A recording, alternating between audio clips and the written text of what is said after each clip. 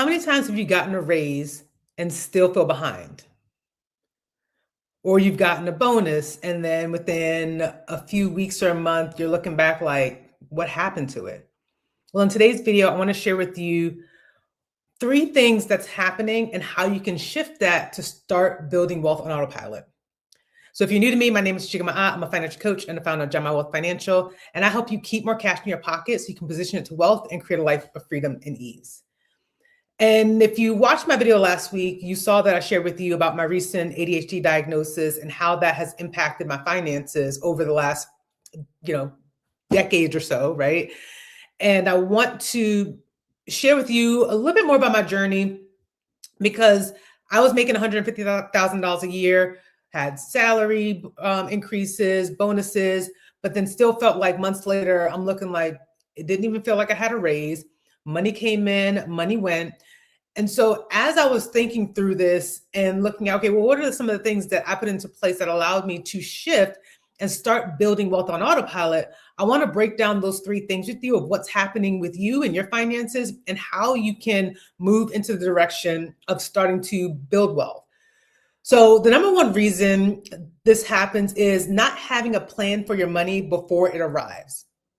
And what that looks like is you're getting the raise, you're getting the bonus, it hits, but there's no real plan of like, okay, this money is going to be used to save for my emergency fund, or it's going to be used to help build a sinking fund.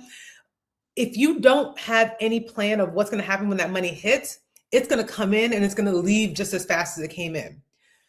So one of the things that I started doing with my bonuses when they came in is I started putting money into my freedom fund. So freedom fund is what I designate as like my emergency fund, but it's more so like this is a bucket of money that is there for my freedom. So in the event of losing my job or something like a major medical expense happen, that money is there to take care of me, my family, and whatever it needs to be, right? So that's designated as freedom. And I give it the name Freedom Fund because when I put money in this account, I'm connecting it to the vision of this is for me to have more freedom in my life.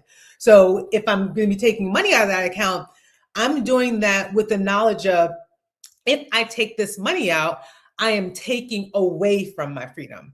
So you see how the difference is when you name your account, when you name what you're saving towards, you're more likely to save for. So that's the idea behind why I name it a freedom fund. So one of the things that I want to share with you, so like I said, with me, I designated that money into a freedom fund account. And the way that I did this is whenever any windfall or unexpected money came in, like a bonus, I would actually set it up to where 50% of that money automatically off the top goes into my freedom fund. And then the remaining money that's there, then I can break that up. So I would usually take like 10 to 20% of that money and have it for myself so that I can enjoy it guilt-free. I'm not having to worry about what I'm spending it on. And I'd usually set it up and put that money into like what I call my fun money account.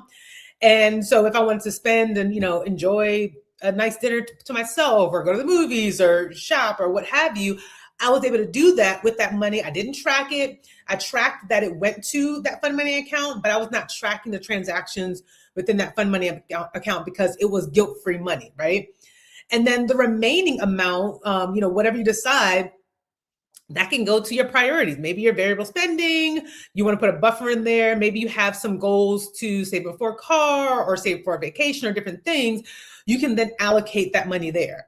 So the idea with this part is making a plan for your money so that before that bonus hits your account, you know off the top what's happening. You're saving part of that money, you're enjoying part of that money, and then you're using some of that money for your priorities. Because the key thing is what's happening when you don't have that plan in place. That's why your money is disappearing. That's why you're looking back and being like, all right, I just got a $10,000 bonus. What happened to it, right? So you want to make sure that you have that plan. So the number two reason of why you're not feeling like you're seeing progress or your money's just disappearing is you're not automating your wealth building. And what I mean by that is you want to have a system in place where when that money comes in, automatically is being put towards activities or things that's going to increase and build your wealth. Because as you increase and build your wealth, you're creating more freedom for your life. And one of the things that I had to do, because again, for me, out of sight, out of mind, I wanted to make sure that I was putting money aside where I didn't have to think about it. I didn't have to make that conscious decision of like, all right, I got this 10K bonus. How much am I going to put towards my investments? It was automatic. So once the bonus came through, off the top of that, money was already sent to my 401k. It was automatically sent there, right? And then the other thing that I would do in terms of like raises, every time I got a raise, my 401k account was set to automatically increase by 1% every single year around the time that my raise took effect.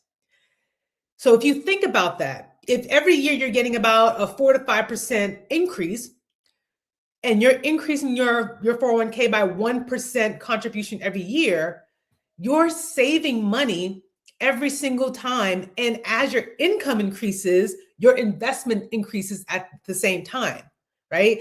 That requires less thinking from you. You're still going to enjoy the raise. You're still going to have that 3 to 4% raise that's going to come to you. And then 1% shaved off of that is going to go towards you continuing to build. That's what I did. That's how I was able to build up that first 6-figure investment portfolio, because I was automating my contribution increases every single year. I didn't have to think about it. And then it would cap at the maximum amount that I was allowed to do. So for my employer at the time when I was working, the max I believe was like 15% that I could do of my income. So I was adding 1% each year until it got to that 15% where I was maxed out or capped at how much I can put in there. But that's a way for you to be able to save without thinking about it. And another key thing is putting it as a percentage-based saving rather than a flat dollar amount. Because think about it. If you say to yourself, all right, I'm going to put in $500 for every paycheck, right?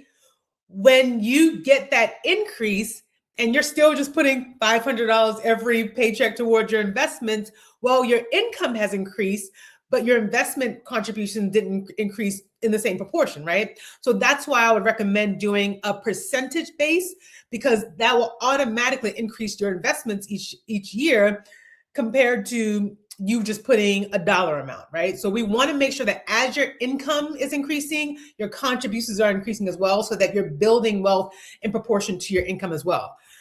Because that automation process is definitely going to help you remove that decision fatigue, and you can build wealth without having to think so much about it. You're building that money on the side, and that's what's going to help you. And then step number 3, this is the key piece. I shared about this last week as to how, for someone who has ADHD, and, I recently learned that I had ADHD, but even before I knew that, I created this clear vision for my life. And that's what was driving my ability to save and invest and, stop the overspending with my account, because what I now had was more direction for what I wanted my income to do, right? And with me doing that, it allowed me to still save and invest. I was able to pay off debt, and I was still able to enjoy my lifestyle. So I didn't cut back. I didn't do the whole beans and rice things.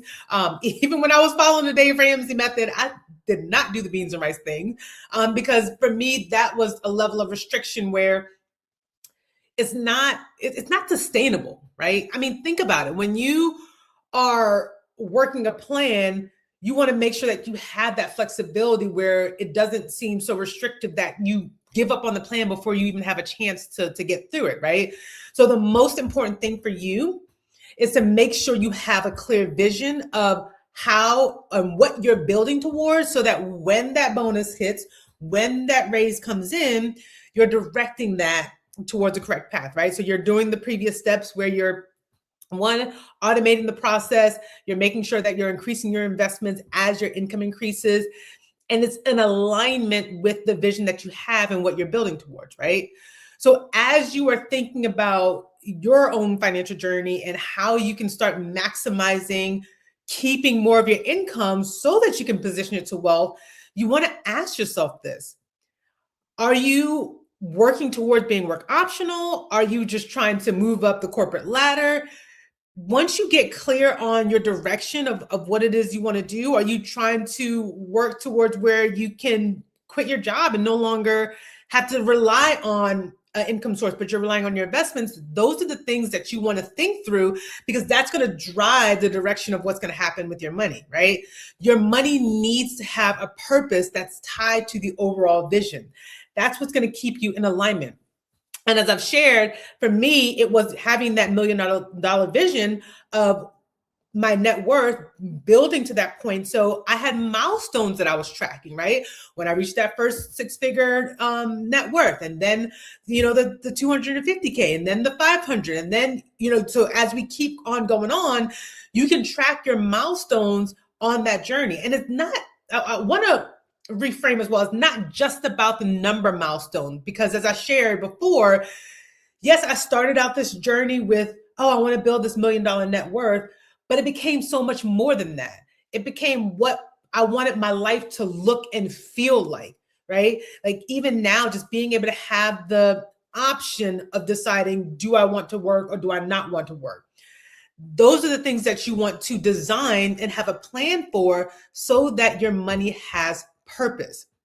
So as you're thinking about these things, just to recap, number one, you want to make sure that you have a plan for your money before it arrives. So making sure you know, what are you going to do with that bonus or raise before it actually hits your bank account. Number two, making sure that you are automating your wealth building process. You want to make sure that you have your money increasing as your investments increasing as your income is increasing, so that you know that you're increasing both at the same proportion. And then number three, which is the most important piece, have a clear vision of what you are building towards, because that's what's going to be the driver of whether you are keeping more of your money or you're just spending the money that's coming in and then you're wondering what happened to it, right? So as you were thinking through this, I want to ask you a question. Are you saving a flat dollar amount for your investments now? Is it percentages? Let me know. Drop it in the comments. Let me know what you're doing. Even if you're watching the replay, let me know what you're doing with your investments and how you're actually processing that. And if you're going through this and you're hearing me, break these things down, and you're still thinking to yourself, like, okay, I'm not sure which of these three things is my biggest gap, I'm not sure like what's happening, then I want you to take the Wealthy Women Assessment Quiz. I'll drop that in the link below, because it'll help you understand where are you on the journey, what are you missing, that's that clarity block for you, and what's keeping you from moving forward. So if you enjoyed this, let me know, drop in the comments what resonated with you, what are some things that you're going to try moving forward to help you on this wealth building journey. And as always, please make sure that you like, subscribe, and hit that notification bell so that you can get notified when I post new videos. And until next time, here's to your financial freedom.